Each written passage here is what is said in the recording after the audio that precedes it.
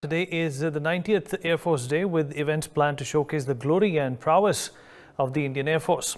The main aim is to pay a tribute to the Air Force of India and acknowledge their contribution and excellence.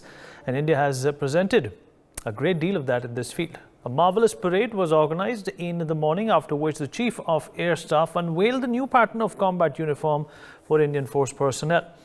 In addition, Air Force Day flypast at the Sukna Lake complex is also underway.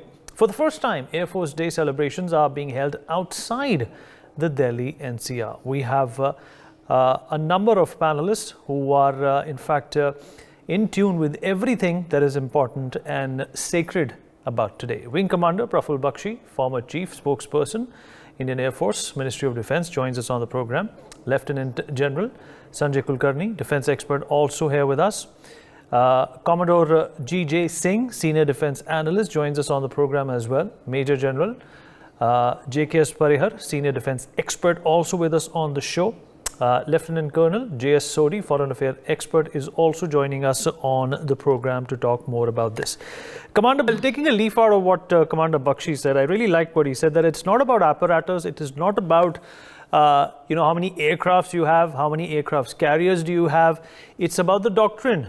Russia and, erstwhile Russian countries have had nuclear arsenal, they've had paraphernalia to fight with the best of the powers in the world, but they never had a doctrine.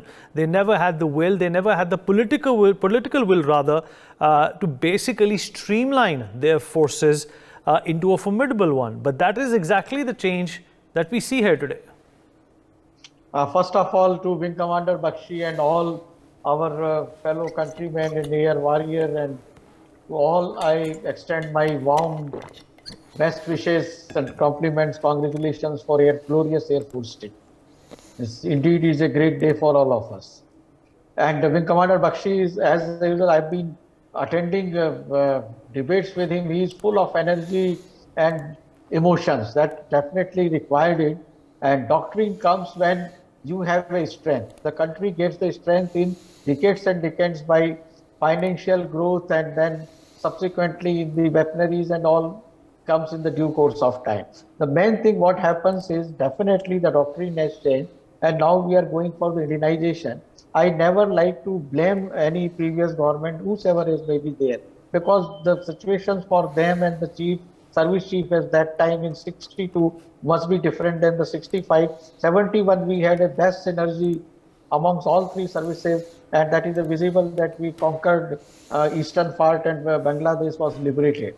So further ahead to it, gradually that the building of nation keep on going, and today the India has reached to the state in 75 years where it is one of the third largest armed forces power. Then in the economy we are the fifth, and no wonder by 2030 we are hitting for this. So now come to the doctrine part, which is definitely changed. And considering that these planes, aircraft, fighters, etc., they have their own life, 30 years maximum. So our resources are limited. With those resources to act on the three fronts: first, to have the repair and maintenance of the existing system; second, to the advancement of the adoption of the technology which is coming up, and pace with the things which is happening in the China and Pakistan; and third is the future strategies which was labeled in 2010 for the 2030, and now I am aiming that what would be the shape of the Indian Armed Forces in 2047 when they are 100 years. So obviously you need trillions and trillions of money to achieve this, and which is not possible in a single one day. So our prioritization of getting into the Indianization is very good. HAL is doing good job for years together. But my point is that we have a very long gestational period of thought process, conceived, and then the research and coming into the action, which has happened with our light combat helicopters and with the Tejas Mark 1 and 2. But we are proceeding in a very right directions, no doubt about it. Other things which is why it is coming up with the acceleration, other than the government wish and will, the advancement in the IT sector in our country, meteorology and all other fields has given a quantum boost to the defense industries.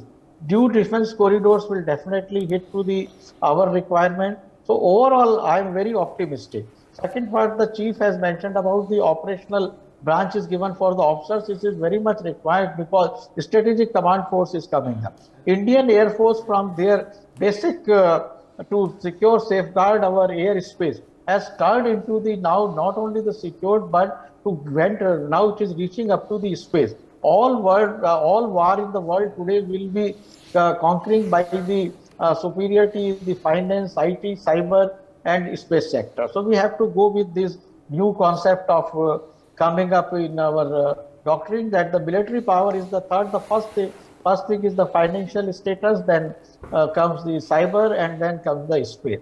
And one general Saab has mentioned 2 years ago that Air Force is supposed to be the supportive branch. I don't agree to it. Now in the present world, the Air Force is the most dominating force.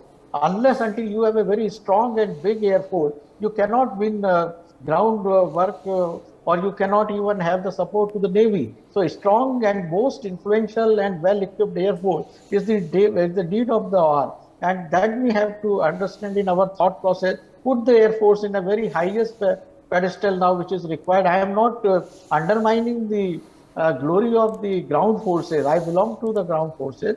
They will remain there. But Air Force cannot be the supportive branch of them. They will be, all are joined together. They are complementary to each other. No one is superior, no one is inferior. But superiority in the Air Force movements and operational activities, their equipment has to be considered as the biggest responsibility of the country. Great points there, sir. Great points.